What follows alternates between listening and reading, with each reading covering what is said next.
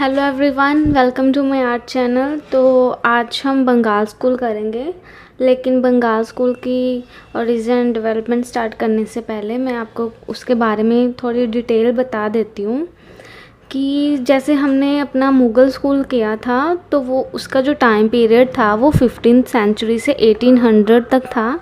उसके बाद हमने डेक्कन स्कूल किया, इसका जो टाइम पीरियड था वो 1560 से लेके 1800 AD तक था। मतलब कि 1800 तक जो मुग़ल्स थे उन्होंने हमारे इंडिया पे रूल किया था। तो ये मुग़ल स्कूल और डेक्कन स्कूल का टाइम पीरियड 1800 तक है। 20th सेंचुरी में हमारे इंडिया पे ब्रिटिशर्स का रूल हो गया था एंड उनके टाइम में आर्ट जो थी इंडिया की इतनी डेवलप नहीं हो सकी। तो 18th सेंचुरी में ब्रिटिश लोग आ गए थे एंड ये इंडिया की जो आर्ट थी उसको ये इतना पसंद नहीं करते थे, क्योंकि इंडिया की आर्ट जो थी उनके टेस्ट के अकॉर्डिंग नहीं थी।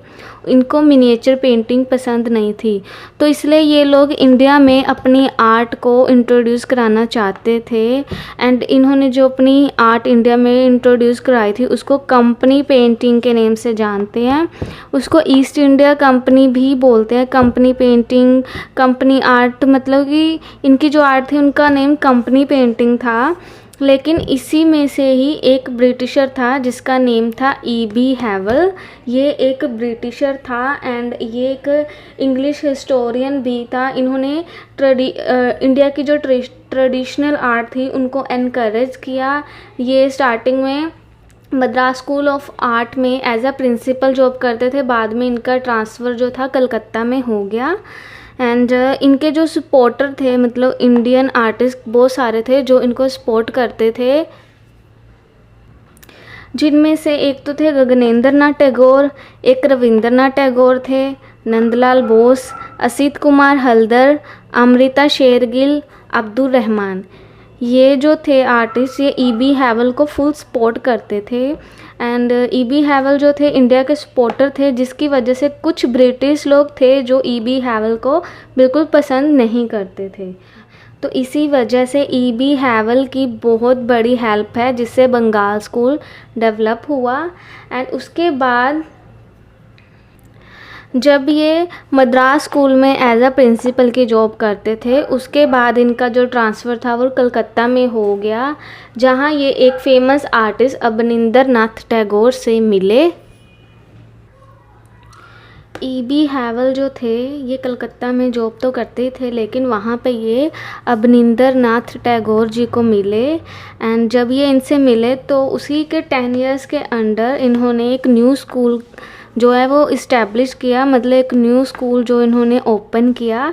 इस स्कूल की जो आर्ट थी वो इंडियन ट्रेडिशनल आर्ट थी, मतलब इंडिया की जो ट्रेडिशन आर्ट थी उस पे बेस्ड थी। एंड ये जो स्कूल था बंगाल स्कूल के नेम से काफ़ी फेमस हुआ। ये जो स्कूल था ये अवनिंदर नाथ टैगोर ने ओपन करवाया था। एंड इस स्कूल में अवनिंदर नाथ टैगोर ने अपने कुछ काबिल स्टूडेंट के साथ इस स्कूल की जो भी आर्ट थी उसको डेवलप करने की कोशिश की एंड वो सक्सेसफुल भी रहे। जब इनका स्कूल काफ़ी फेमस हो गया तो इंडिया में जो मुग़ल आर्ट थी और जो राजपूत स्कूल की आर्ट थी, जैसे राजस्थान और पहाड़ी स्कूल की जो मिनिएचर पेंटिंग थी, तो काफ़ी नीचे चली गई, मतलब कि उनकी पेंटिंग में गिरावट आने लगी। लोग उनको अब पसंद नहीं करने लगे थे, जिसकी वजह से ब्रिटिश जो थे वो इंडिया में अपनी आर्ट को डेवलप नहीं कर पाए। तो इसी कारण जो बंगाल स्कूल है वो काफ़ी फेमस हो गया। एंड ऑफ 19th सेंचुरी और बिगनिंग ऑफ 20th सेंचुरी में ये स्कूल जो था ख़त्म हो गया था। उसके बाद हमारी जो पेंटिंग है उसमें थोड़ा मॉडर्न ट्रेंड आ जाता है, जिसमें राजा रवि वर्मा जी की आर्ट को काफ़ी पसंद किया जाने लगा था। ये जो आर्टिस्ट थे इंडिया के मोस्ट फेमस आर्टिस्ट थे जो ऑयल पेंटिंग बनाते थे। एंड हमने इससे पहले जितनी भी पेंटिंग की है वो सारी वाटर कलर में ही थी। यही आर्टिस्ट हैं जिन्होंने इंडिया में ऑयल कलर से हमको इंट्रोड्यूस करवाया था। एंड इसकी काफ़ी सारी पेंटिंग है जो बहुत वर्ल्ड फेमस है। ये 20th सेंचुरी के मोस्ट फेमस आर्टिस्ट रह चुके हैं। तो इन्हीं की आर्ट से मॉडर्न ट्रेंड जो है स्टार्ट हो जाता है। तो ये थोड़ा सा मैंने आपको बेसिक बता दिया कि बंगाल स्कूल में आखिर हुआ क्या था।